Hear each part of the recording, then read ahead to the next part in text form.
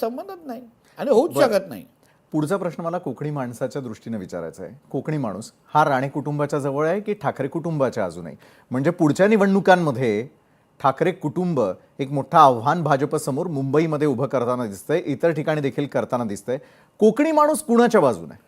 कोकणातली जनतेने गेल्या 12 महिन्या अगोदर विशालजी मतपेटीतून सरळ स्पष्ट दाखवून दिलेलं आहे, सांगितलेलं आहे, संदेश दिलेला आहे की आम्ही कोणाच्या बाजूने आहे. बरं. सन्मान्य राणेसाहेब खासदार म्हणून निवडून गेले. सिंधुदुर्गामध्ये नितेश राणे कणकवली मतदारसंघातून निवडून गेले. कुडाळ मालवणमधून निलेशजी निवडून गेले. बाजूच्या मतदारसंघामध्ये दीपक केसरकरजी निवडून गेले. मला वाटतं सरळ स्पष्ट भूमिका आहे ना की कोकणातली जनता, कोकणातलं सिंधुदुर्ग रत्नागिरी जनता ही राणे कुटुंबाबरोबर आहे, भारतीय जनता पक्षाबरोबर, महायुती बरोबर आहे. आणि ठाकरेंचा कोकणातला करिश्मा कमी झालाय का? हे उत्तर आम्ही नाही दिले. आम्ही कोणाला कमी करणं संपवण्यापेक्षा लोकशाहीमध्ये जनता आपल्याला सांगते, जनता स्वीकारते किंवा नाकारते. आता ठाण्यापासून ते सिंधुदुर्गापर्यंत ना तळ कोकणापर्यंत ठाकरेंचे किती आमदार निवडून गेले? एकच भास्कर जाधव, ते पण काट्यावर निवडून गेले. किती खासदार निवडून गेले? कोणीही निवडून गेलेलं नाही. म्हणून कोकणातल्या जनतेने संधी दिली असं नाही ना विशालजी, दिली. वर्षानुवर्ष ह्याच्या अगोदर विनायक राऊतांना 2दा खासदार निवडून दिलं, काय केलं कोकणासाठी? एवढे आमदार निवडून दिले, काय केलं कोकणासाठी? रोजगार निर्मिती केली का? आलेल्या प्रकल्पांचा विरोध हा एक कलमी कार्यक्रम. बरं.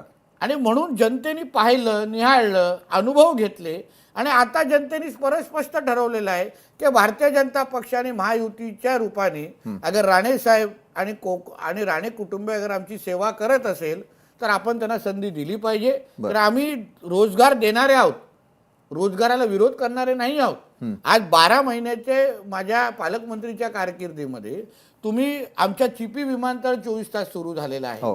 असंख्य महत्वाचे प्रकल्प, मग M2M नावाची फेरी आम्ही सुरू करतोय किंवा महत्वाचे प्रकल्प येणाऱ्या काळामध्ये तुम्ही वैभववाडी कोल्हापूरची रेल्वे असो किंवा महत्वाचे कारखाने प्रकल्प आमच्या सिंधुदुर्गमध्ये येत आहेत.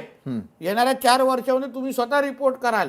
मुंबई, पुणे, नाशिकमध्ये आमच्या ह्या काम करणारे जे तरुण आहेत, जे नाईलाजाने तुमच्या मुंबईमध्ये वसई, विरार, कल्याण, डोंबिवलीमध्ये आपल्या आई वडिलांना, गावातल्या आई वडिलांना सोडून इथे राहतायत ना, ते परत तुम्हाला कोकणात सिंधुदुर्गाला जात असताना दिसेल. आणि तोच तो तुमचा मूळ मुद्दा होता. तेच प्रतिबिंब तुम्हाला मुंबईमध्ये पण होत असताना दिसणार. कारण का मुंबईतला राहणारा जो कोकणातला माणूस आहे त्याला काय चाकरमाने ज्याला म्हणतात, त्याला काय मिळालं, काय दिलं हो ठाकरेच्या ह्या लोकांनी? तुम्ही जावा कधी आमच्या कोकणातल्या जिथे कोकणातली लोक राहतात, भांडू बिंडू ह्या भागामध्ये जे आमच्या कोकणातली लोक राहतात, कुठल्या अवस्थेमध्ये राहतात?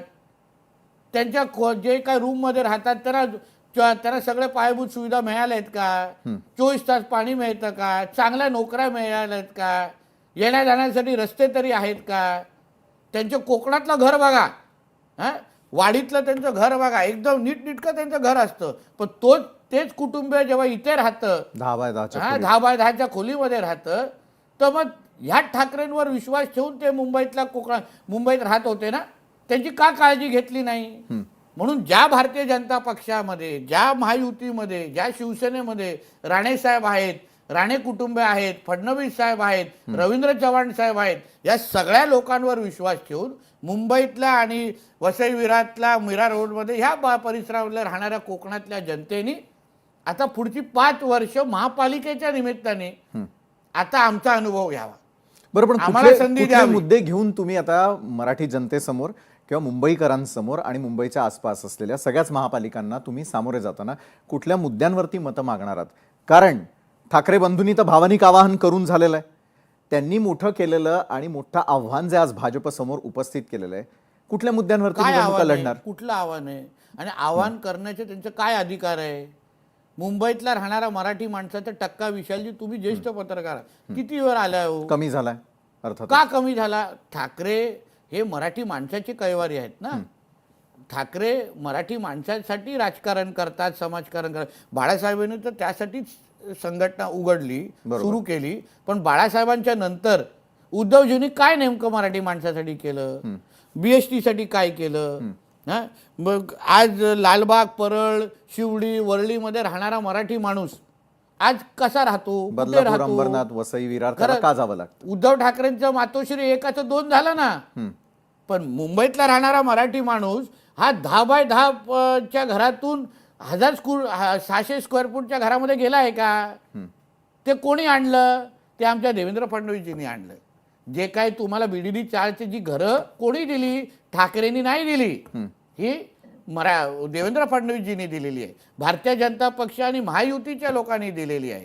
उद्धवजींनी काय केलं माहिती आहे? आता हल्लीमध्ये तुम्ही ऐकलं असेल, आमचे मुंबईचे अध्यक्ष आहेत अमित साटम नावाचे. साटम नावाचे, कुठले तुमचे कोकणातले खूप लोक इथे काम करतात. साटम नावाचं आडनाव ना हे मुंबई आमच्या कोकणात आज सन्मानपूर्वक घेतलं जातं. खूप साटम नावाचे आडनावाचे लोक आमच्या सिंधुदुर्गात, रत्नागिरीमध्ये आहेत. विचारा त्यांना. त्यांना साटमला चाटम बोलवतात तुम्ही? तुम्हाला ठाकरेला वाकरे केलं तर मी, कारण का तू वाकण्याशिवाय उद्धव ठाकरेंनी दुसरं काहीच केलेलं नाहीये. जिहाद्यांसमोर वागतात, 10 जनपद समोर वागतात म्हणून वाकरे.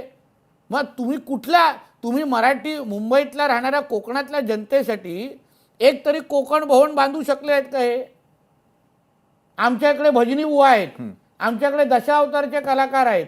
कोकणातला राहणारा, मुंबईतला राहणारा तो कोकणातला माणूस, त्याला अगर उद्या दशावतारचे काही नाटकं बघायचे असतील, डबल बाऱ्या ऐकायचे असतील, एक कोकण भवन तरी तुमच्या मुंबई महापालिकेने बनवून दिलंय का हो? एक मोठं असं कोकण भवन सांगा मला तुम्ही, जिथे मुंबईतला सगळा मराठी कोकणातली माणूस एकत्र येऊन तिथे जमू शकतो. बर, करू शकतो का?